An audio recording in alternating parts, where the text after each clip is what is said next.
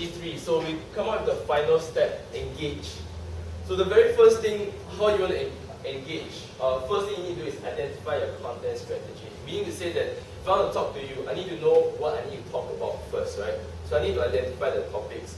So as if you are from companies and you run an agency, so what we do is that first thing we do what we call, we identify your 100 topics. So it goes back to your listening phase, your very first step.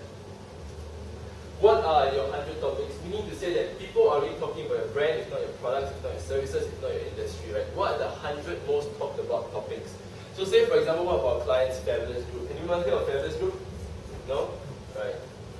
Not your target market. Okay, they target the teenagers, right? And they do like your indoor tanning, your eyelashes, your Brazilian waxing, and all that. So, what we had to do is first, what the 100 topics mean. It could be like, at the end, 100 topics is just a fancy name, but at the end of the day, what it is just an Excel sheet with topics, keywords. And this one also relies back with SEO, right? What are the top most searched terms in the last 6 months or the last 2 months? It could be about beauty tips, because people are searching for beauty tips online also, right? It could be about indoor tanning myths, indoor tanning misconceptions. Misconceptions? Yeah, right? So like people have misconceptions about indoor tanning. So all this is just what people are talking about, so that you know when you go to E2, you know what kind of content you need to produce. So say for example, beauty tips is one content.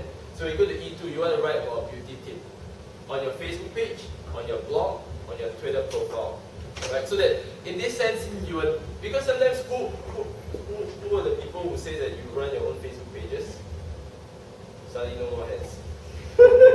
Right, okay, so if you run your own Facebook page, sometimes I guess you would have the problem of thinking, okay, what should I write about today?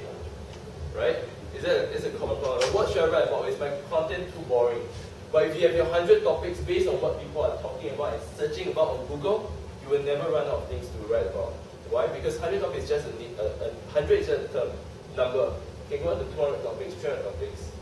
But we found 100 topics to be more than enough. The second thing is called your brand persona. Meaning to say that if you come from a very well-established brand, you need to have brand consistency, right? So, say for example, Qatar Airways.